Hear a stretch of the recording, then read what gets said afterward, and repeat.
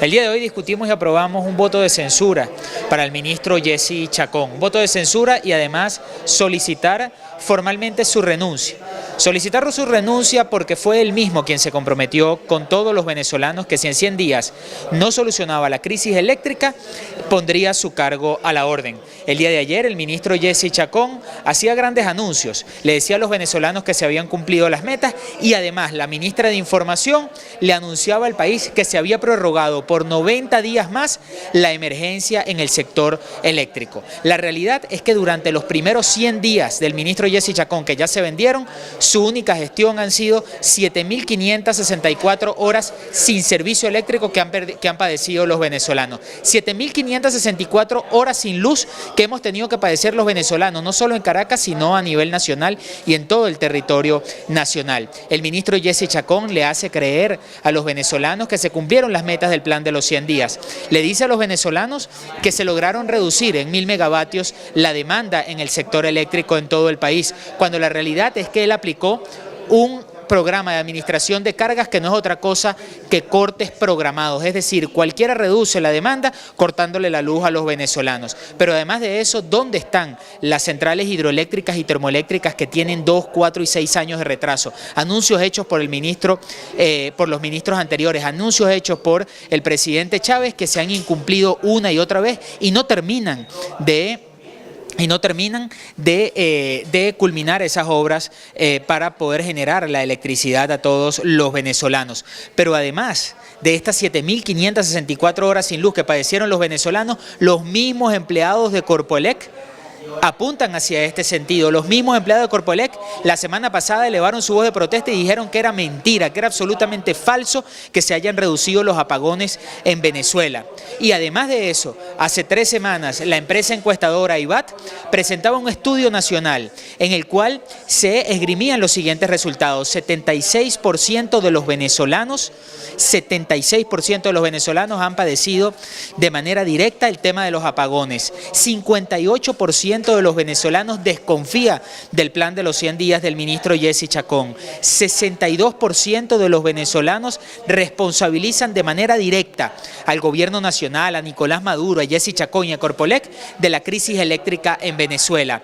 Más del 46.7% de los caraqueños, de los que habitan en el área metropolitana, han padecido directamente los apagones. Y esta cifra es muy importante porque siempre se nos dijo que Caracas, que el área metropolitana de Caracas estaba blindada en el tema eléctrico y eso ha sido absolutamente falso. 47% de los caraqueños han padecido de manera directa el tema de los apagones y la crisis eléctrica. Entonces, si la Contraloría Social nos dice que son 7.564 horas sin luz, si los empleados de Corpoelec nos dicen que es mentira lo que dice el ministro Jesse Chacón y si todos los estudios de opinión apuntan a que los venezolanos estamos peor hoy en términos de crisis eléctrica que cuando Jesse Chacón asumió el ministerio y la presidencia de Corpoelec, la respuesta no puede ser otra que solicitarle que cumpla con su palabra, el compromiso que él mismo hizo con los venezolanos.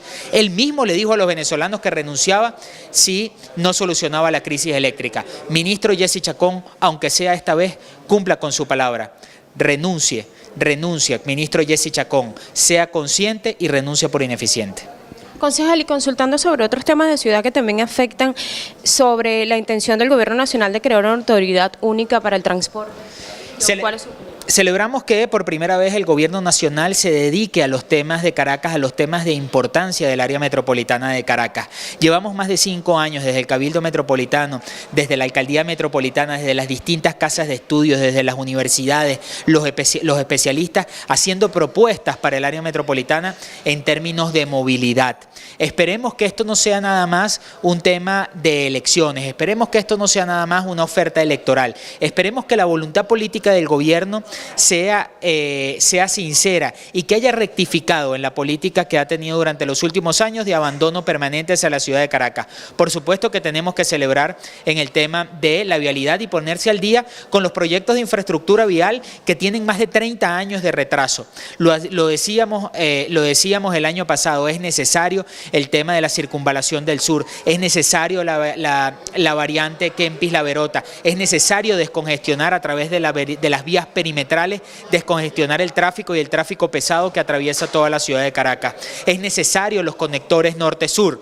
Un gobierno que ha recibido esta cantidad enorme de plata por concepto de renta petrolera como ningún otro gobierno ha recibido en la historia democrática de Venezuela, ya era hora que se pusiera al día con los caraqueños y hiciera las obras de infraestructura. El tema de la Autoridad Única del Transporte es un tema que ha sido fundamental y que ha sido propuesta en oportunidades, una gran cantidad de veces por la instancia metropolitana, desde tanto el punto de vista ejecutivo como legislativo. Es necesario la Autoridad Única del Transporte para que ponga orden en la ciudad, en todo el tema de transporte público. La gran pregunta es, la Autoridad Única del Transporte y la reorganización del transporte público que presenta el Ejecutivo Nacional como una de sus propuestas para Caracas, ¿tendrán la voluntad de hacerlo?